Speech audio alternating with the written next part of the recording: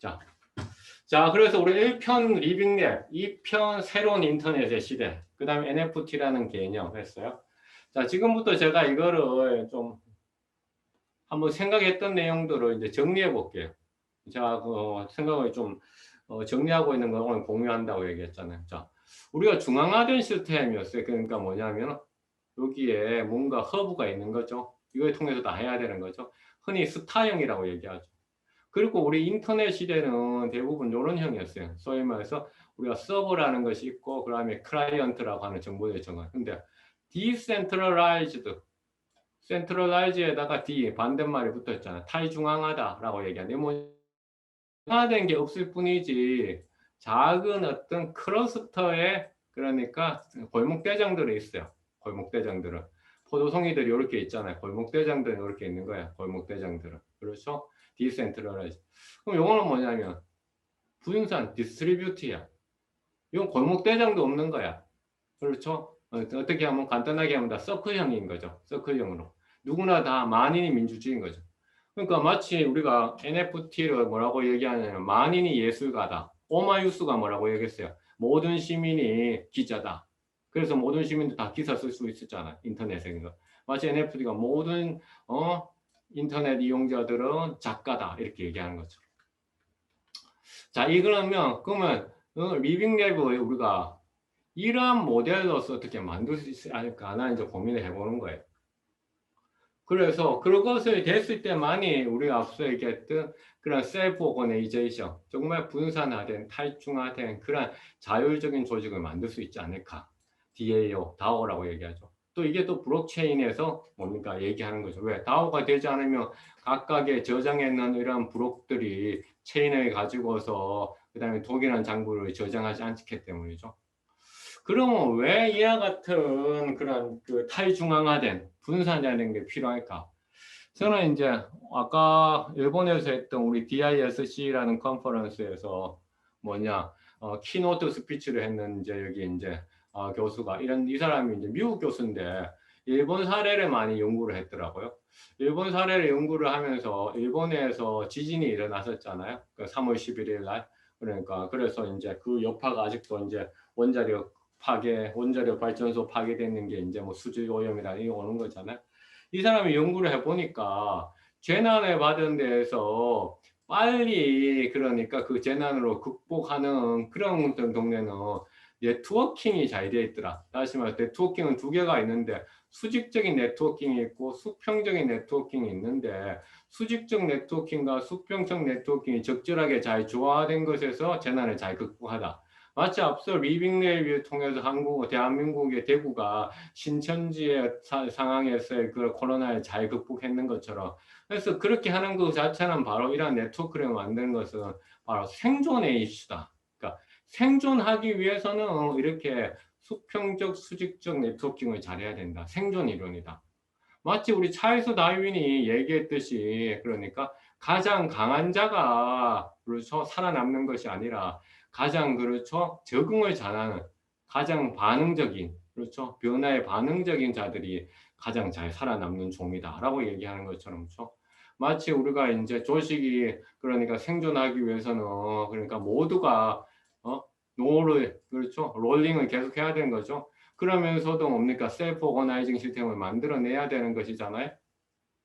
마치 이것은 우리가 이제 저기 멀리 철새들의 이동을 보면 우리가 프로킹이라고 얘기하거든요. 군집으로 이동해요. 하지만은 군집 왜 이동하는 거예요? 탈중앙한데 분산해야 되는데 왜 이동해요? 생존하기 위해서 이게 가장 생존을 잘하기 위해서 하는 거죠. 생존을 잘하기 위해서. 그러면 생존을 잘하기 위해서는 수직도 답이 아니고 수평도 답이 아닌 거. 그때 만에 가장 많게 네트워킹을 해야 되는 것이잖아요. 뭐 그런 이야기들을 이제 제가 이제 군집 창조성이다. 라는 이름으로 이제 테크노파크하고 연결하면서 이제 칼럼도 이제 쓴 적도 있어요. 그래야만이 이제 자기 조직화가 되기도 한다라는 얘기도 했었고요. 그런데 지금 그와 같은 자기 조직화 생존을 위해서 리빙랩은 어떻게 하고 있느냐 봤더니만 너무나도 재밌게 사람들이 그렇죠? 문제가 발생하며 자기들만의 그 커뮤니티에서 있었던 그런 이론도 있잖아요. 철학들. 우리 흔히 개똥 철학이라고 얘기하는 것을 가지고서 조직에 적용을 해서 문제를 해결한 거야. 근데 사실은 영국 학술자들은 뭘 어떻게 하냐면 문제가 생기면 기존의 문헌들을 찾아서 이론과 개념을 찾아서 그 다음에 데이터를 수집해 가지고 분석을 했어요. 그래서 미국의 MIT의 리빙랩은 이런 모델이었어요. 그런데 유럽으로 오고 한국으로 왔는 리빙랩은 이런 모델이 된 거죠. 이런 모델이 된 거예요. 그러니까 서로가 이제 대비되는 거잖아요. 그렇죠? 그러면 그런 서로가 대비가 되는데 그런 상황에서도 셀프 오거니제이션을 잘 만들어야 되잖아요. 그렇죠? 셀프 오거니제이션을 너무 만들어야 되는데 이 셀프 오거니제이션을 어떻게 이제 만들 것인가 봤더니만 저는 아까 NFT라고 하는 어떤 데이터의 개념, 데이터가 모든 사람들이 다 저장을 하고 있고 이러한 데이터들을 모든 사람들이 저장을 해서 조금씩 n분의 1로 이제 소유하고 있는 것들 이런 것들이 정말로 필요하다라는 생각을 한 거죠. 왜? 우리가 이제 그런 새로운 어떤 빅데이터 시대가 또 2010년도부터 왔잖아. 그러니까 데이터의 홍수가 왔으니까 이 부분은 조금 어려워갔으니까 넘어갈게요. 자, 이것도 좀 넘어가서 뒤에 얘기를 먼저 하고서 좀 할게요. 자, 맨 끝에 슬라이드를 먼저 좀 얘기를 할게요. 그 질의응답 왔을 때 좀 얘기를 하려고. 그래서 저는 이제 이렇게 한번 만들어 봤어요. 그래서, 그러니까, 리빙랩 모델을 우리가 중앙화된 거하고 탈중앙화된 거하고 하이브리드라고 하는 것을 연결한다면 어떻게 연결할 수 있을까? 그래서, 중앙화된 리빙랩의 네트워킹의 기술은 일종의, 그러니까 서버 클라이언트 컴퓨터처럼 어떻게 정보가 집중이 돼서 그 다음에 각각의 참여하는 사람들한테 전달해 주는 것인데 이러한 탈중앙화된 그런 모델에서는 어떻게 해야 되냐면은 앞서 이더리움 블록체인에서 NFT처럼 각각이 정보와 콘텐츠를 저장을 하고 이것들을 가지고도 사람들이 서로 간에 교환하는, 스와핑하는 이런 교환하는 자유롭게 교환하는 그러한 컴퓨터와 같은 그런 네트워킹 테크놀로지가 좀 필요할 것 같고 그러면 왜 이런 것에 우리가 사람들이 참여할 수 있을까? 당연히 이노베이션을 하기 위한 욕구가 있고요. 자기 어떤 자아 효능감, 자아의 어떤 그다음 커뮤니티 어떤 그렇죠 역량을 높이기 위해서 내셔널 역량을 높이기 이것은 뭐 똑같은 거죠.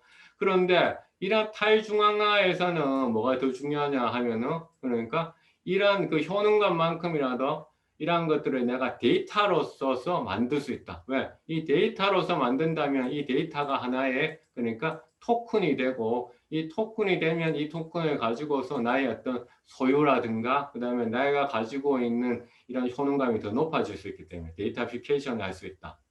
그렇다면 우리가 이러한 리빙랩에서 했는 이러한 그 데이터들을 혹은 정보들을 이때 데이터와 정보는 제가 유사한 맥락에 사용했는데요. 어떻게 이제 중앙화된 시스템에서는 사람들이 했던 그런 우리 모범 사례를 발굴해서 다양한 사람들한테 알리는 원소스 멀티 유즈의 방식인데 여기에서는 뭡니까? 그와 같은 사람들의 사례들을 마치 우리가 페이스북의 타임라인처럼 인스타그램의 타임라인처럼 계속 그쪽 쏟아붓는 거죠.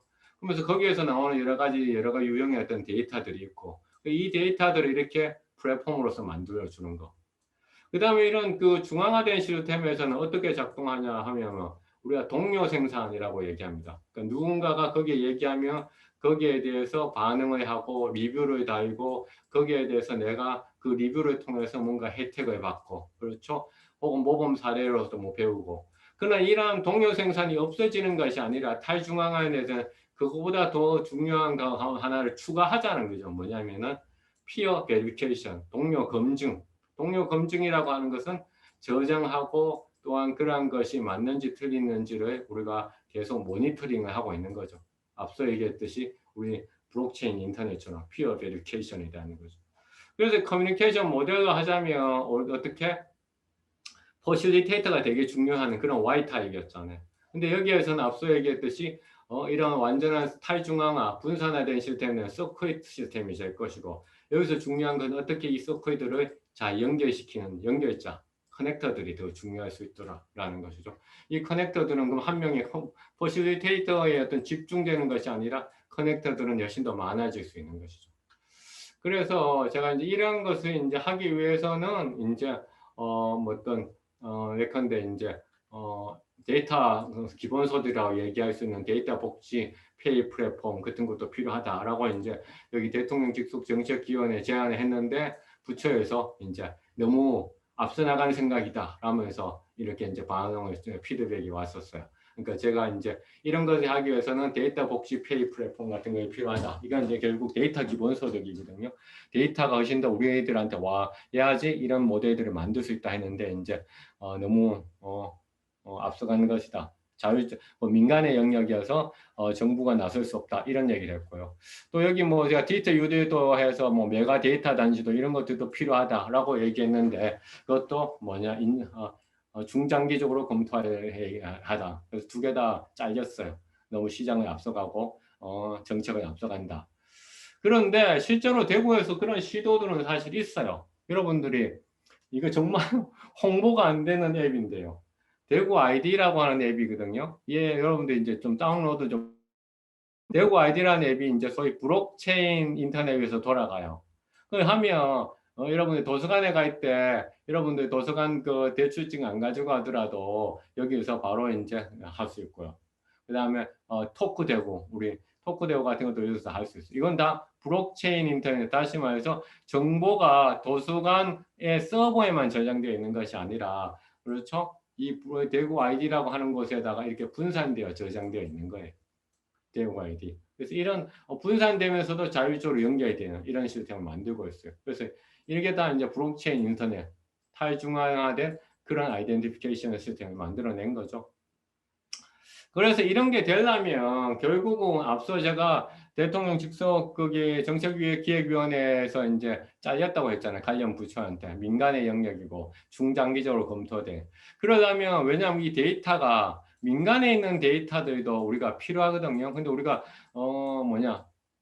민간에 있는 데이터가 그러면 왜 정부가 나서서 이 데이터를 가지고 가야 되냐? 이런 소유권의 문제들이 생기는 거잖아요. 어떤 소유권의 문제? 사유재산이다라고 얘기하는 것이죠. 그런데 프랑스에서는 디지털 공화국법이라는 걸 만들어서 공익적 성격의 데이터라면 그것이 민간이 가지고 있더라도 공공 데이터로서 간주할 수 있다라고 얘기하는 거죠. 예컨대 이런 거예요.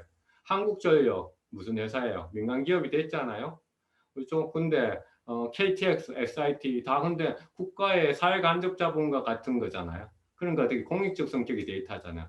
이런 데이터들은 충분히 공공 데이터처럼 할 수 있고 그다음에 우리가 하고 있는 많은 어, 휴대폰으로 하는 활동들도 다 데이터에서 민간이 가지고 있다면 가지고 있을 수 있죠.